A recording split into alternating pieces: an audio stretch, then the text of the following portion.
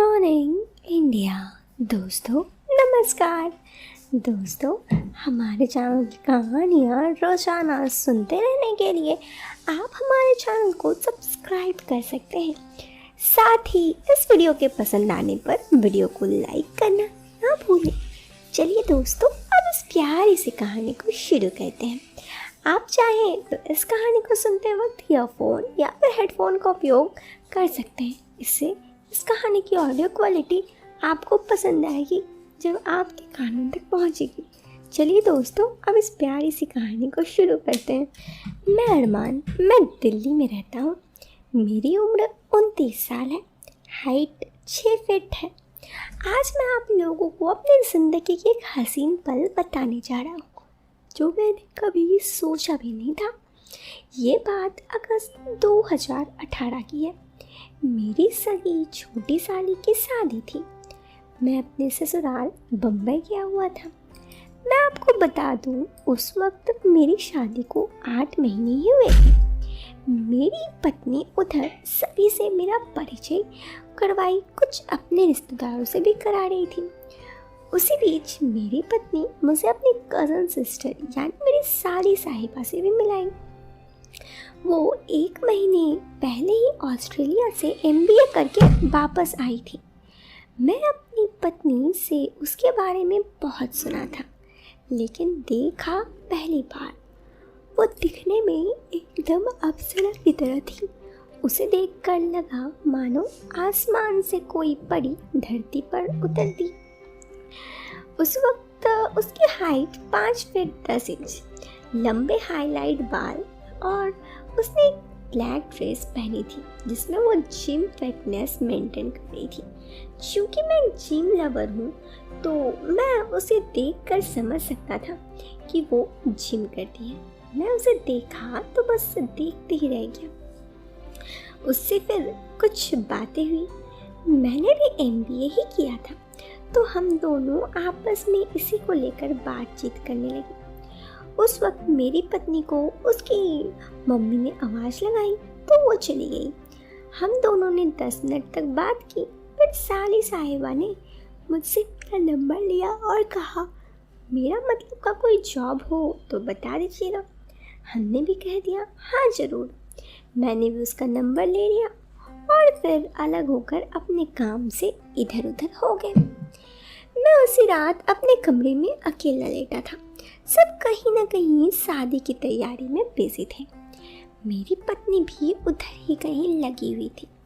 रात को 1 बजे उसी समय मैंने अपनी साली साहिबा को दूसरे कमरे में जाते देखा तो 10 मिनट बाद मैंने WhatsApp पर हाय लिखकर भेज दिया।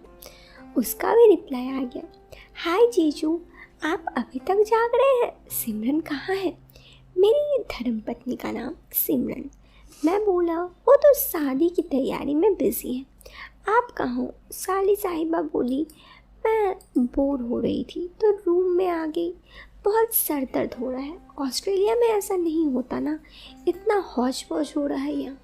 मैंने बोला जल्दी ही आदत पड़ जाएगी। हमारी बातचीत कुछ पल के लिए रुक गई। तभी उसका फिर से मैसेज आया, जीजू एक बात बोलूं, आप किसी को बोलोगे तो नहीं? मैंने कहा हाँ बोलो।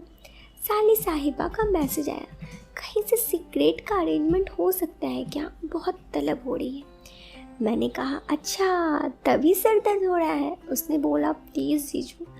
मैंने बोला छत पर आ जाओ, मैं लेकर आता हूँ, मुझे भी कंपनी मिल जाएगी। मैं छत पर सिगरेट लेकर गया तो वो एकदम से खुश हो गई और बोली थैंक यू सो मच जीजू। फिर वो मुझसे थोड़ी बात करने लगी। हम दोनों ने सिगरेट जलाई और बात करने लगे। मैंने पूछा ऑस्ट्रेलिया में कोई बॉयफ्रेंड? तो उसने बोला मुझे गोरों में इंटरेस्ट नहीं है, वो सिर्फ टाइम पास और घूमने फिरने के लिए काफ़ी है। मैंने बोला तो आप इनको इंडियन ही चाहिए? वो बोली बिल्कुल, लेकिन इंडियन लड़कों को समझने के लिए बॉयफ्रेंड बनाना भी जरूरी है। मैंने कहा हाँ ये बात तो है। साली साहिबा बोली परसों शादी में लड़के वाले आएंगे, उनमें से किसी को ढूंढ लूँगी, इजी रहेगा। इतना कहकर वो हंसने लगी। मैंने बोला लड़के वालों में ही क्यों, लड़की वालों में भी तो लड़कों की कोई कमी नहीं है। वो बोली जीजू सब के सब परिचित हैं, किसी पे भरोसा नहीं कर सकते, किसी से कब कोई किससे बोल दे, मुझे एक्सपीरियंस लेना है, शादी नहीं करनी है उससे। मैं बोला तो एक काम करो, मुझे अपना बॉयफ्रेंड बना लो, मुझ पर तो भरोसा कर सकती हो ना। वो मजाक समझकर हंसने लगी। सिमरन मेरा मुंह नोच लगी।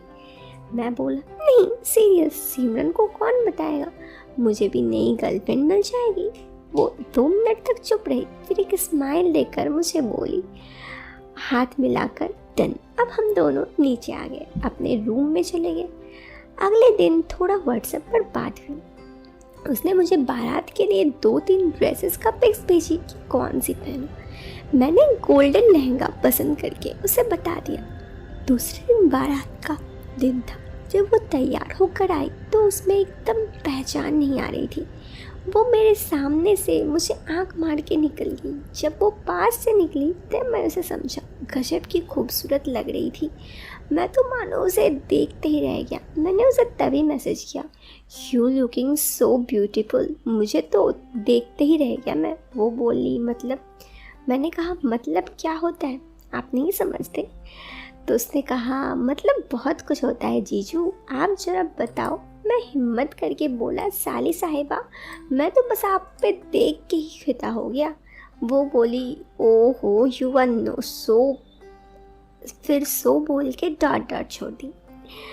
फिर उसने कहा, मैंने कहा चलिए आधे घंटे के लिए छत चलते हैं, 3rd फ्लोर, कुछ सरप्राइज़ है। उसने कहा ओके लेकिन तो अभी बारात आने वाली है। मैंने कहा बारात आने में थोड़ी सी देर है, तो क्या आप छत पे आ सकती हैं? उसने कहा देखते हैं। फिर करीब मैं छत पे गया और आधा घंटा बीत गया। मैंने उसे फिर मैसेज किया, आप आई नहीं।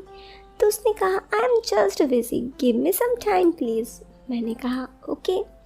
मैं बस उनकी इंतज़ार कर रहा था और फिर और 15-20 मिनट बाद जब वो नहीं आई तो लगा मुझे कि मानो वो नहीं आएगी। लेकिन फिर कुछ देर ऐसे ही बीतने के बाद एक वो अचानक से आई तो मैं तो मानो शॉक्ड ही हो गया। लेकिन उसके साथ मेरी पत्नी थी। मेरे दिल के अरमान आंसू में बह गए। लेकिन फिर उसने कहा कि अरे जीजू आप अनजान बनते हुए। मैंने कहा हाँ, बाहर नीचे बहुत भीड़ था तो इसीलिए ऊपर आ गया। फिर ऐसे ही थोड़ी बहुत बातचीत के बाद मेरी पत्नी बोली अच्छा चलो नीचे चलते हैं, बारात आने वाली है। और मैं ना चाहते हुए भी अपने पत्नी के साथ नीचे आ गया। फिर वो मेरा मजाक उड़ा रही थी। ऐसे ही कुछ वहाँ पे वक्त बिताने के बाद शादी समारोह फाइनल होने के बाद हम वापस अपने घर आ गए। उससे मेरी काफ़ी बात हुई। फिर 6 महीने बाद उसकी शादी हो गई। उसकी बेंगलोर में शादी हुई है और हम अक्सर मिलते रहते हैं। दोस्तों ये कहानी शादी की थी। कैसी लगी आपको ये कहानी? कमेंट बॉक्स में अपनी राय ज़रूर दें। वीडियो के पसंद आने पर आप इस वीडियो को एक लाइक और चैनल पे पहली बार आए हैं तो सब्सक्राइब करें। मिलते हैं फिर एक नए वीडियो में एक नया इंटरेस्टिंग टॉपिक के साथ। Till then bye bye, take care.